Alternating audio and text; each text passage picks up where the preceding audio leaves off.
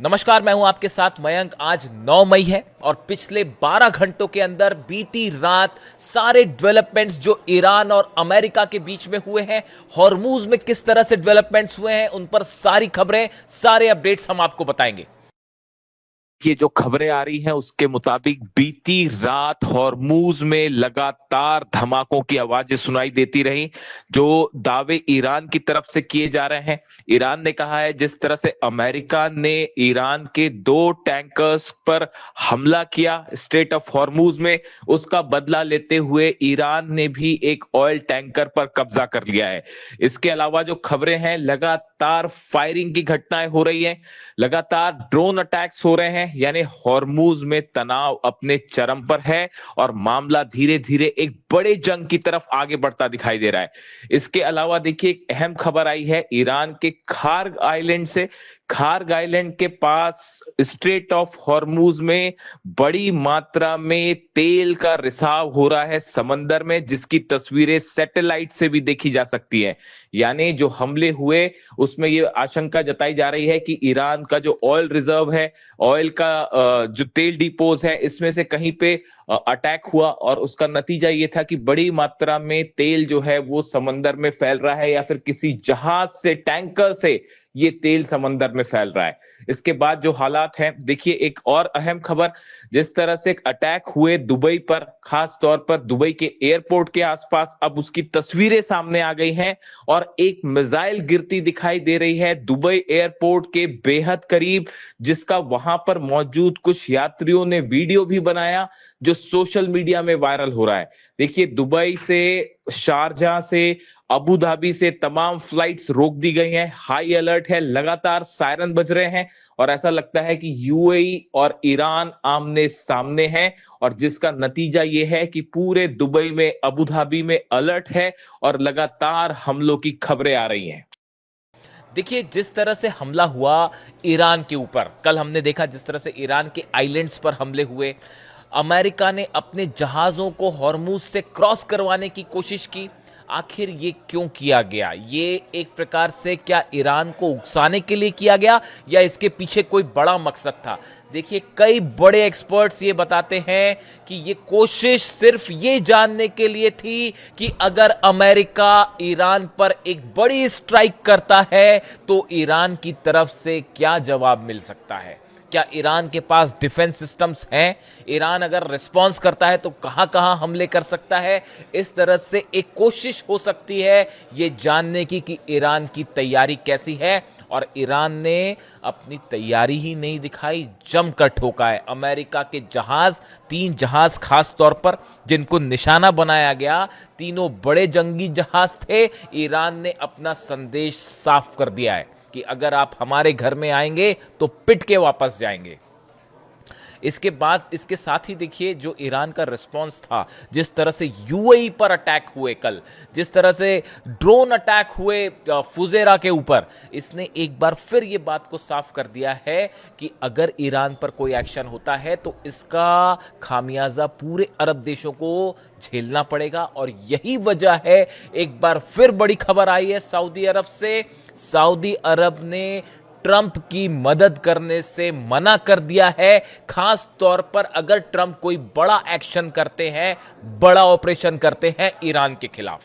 देखिए, खबरों के मुताबिक पहले डोनाल्ड ट्रंप ये चाह रहे थे कि ईरान पर अगर कोई एक्शन होता है तो सऊदी के बेसिस का इस्तेमाल किया जाए, उसको लेकर सऊदी ने मना कर दिया। ये खबर 2 दिन पहले की है।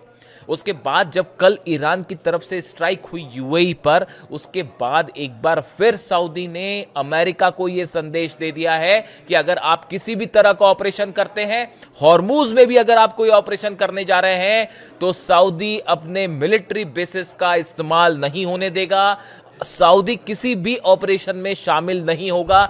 यह संदेश दे दिया गया है। और इतना ही नहीं, सऊदी की तरफ से यह मैसेज ईरान को भी दे दिया गया है कि हम आपके खिलाफ किसी मिलिट्री ऑपरेशन में शामिल नहीं होंगे।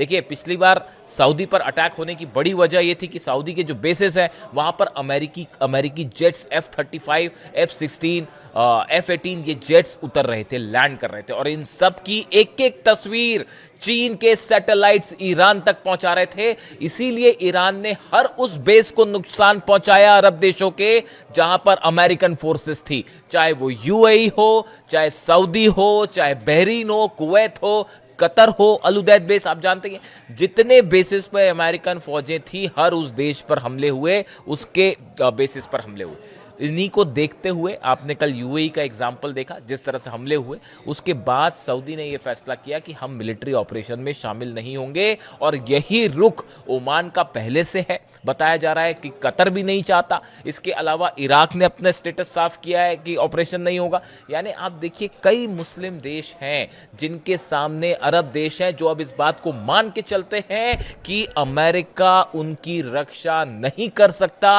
अगर ईरान ने मिसाइल्स फायर की, फतह का कोई मुकाबला नहीं है, खुर्रम शहर का मुकाबला नहीं है, सेजिल को नहीं रोका जा सकता, और बड़ा खामियाजा होगा इन देशों को। इसलिए मुस्लिम देश अब किसी भी मिलिट्री ऑपरेशन का बड़ा हिस्सा नहीं बनना चाह रहे। हम इसमें यूएई को शामिल नहीं करते हैं। यूएई और ईरान के जो हालात हैं वो इस समय एक जंगी हालात हैं, इसमें कोई शक नहीं है। और देखिए खबरें पहले से थी कि यूएई जिस तरह से इजराइल से डिफेंस सिस्टम ले रहा है, अमेरिका के जहाज वहां पहुंच रहे हैं, इससे साफ था कि यूएई एक बड़े ऑपरेशन का हिस्सा होने जा रहा है। इसके अलावा देखिए एक बेहद अहम खबर है, जो एक ऐसी खबर है जो इस ओर इशारा करती है कि डोनाल्ड ट्रंप और पुतिन के बीच में एक बड़ा ऑयल वॉर शुरू हो चुका है। देखिए ये देखने में ईरान और यूएई के बीच जो कुछ हो रहा है, अरब में अगर गल्फ कंट्रीज में तेल के कुएं जल रहे हैं, लेकिन इसका एक बड़ा कनेक्शन रूस के साथ भी है। आप नोटिस करिए, कल जब ईरान के ऊपर हमला हुआ, केशम आइलैंड और ये सब आइलैंड्स पर हमले हुए, और ईरान ने अमेरिका के जहाजों पर हमला किया और यूएई पर हमला किया, इसके फौरन बाद खबर आती है रूस से कि रूस के रोस्तोव में यूक्रेन के अटैक हुए हैं। Ukrainian drones stuck the refinery in पर्म।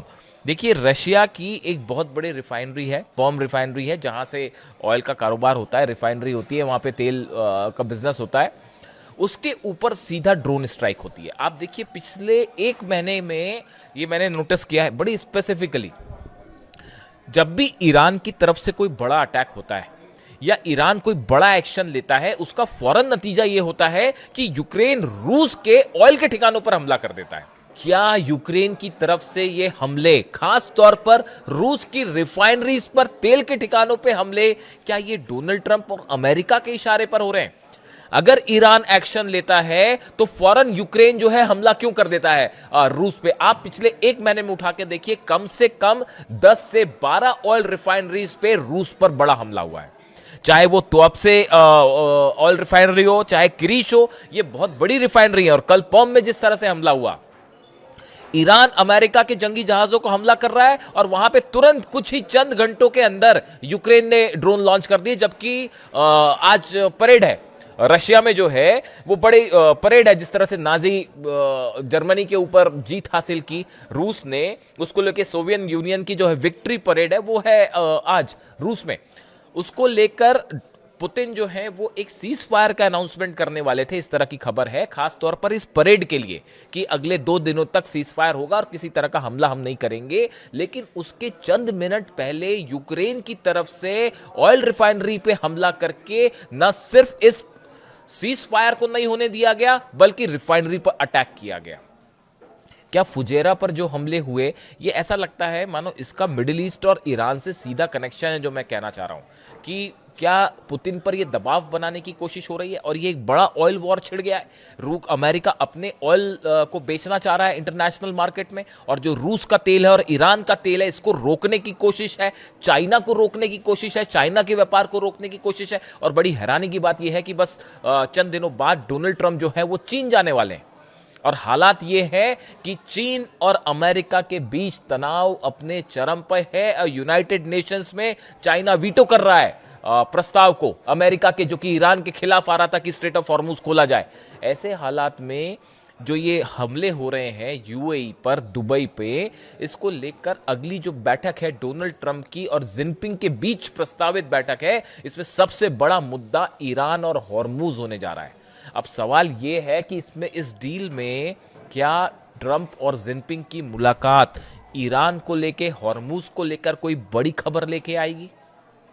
क्या अमेरिका ने अपना ऑपरेशन अब तक बड़ी जंग को इसलिए रोक रखा है क्योंकि ट्रंप की मुलाकात होनी है जिनपिंग से? और क्या ये प्लान है कि इस मुलाकात के फौरन बाद एक बार फिर फुल फ्लेजेड वॉर देखने को मिलेगा और सीज फायर पूरी तरह से खत्म हो जाएगा?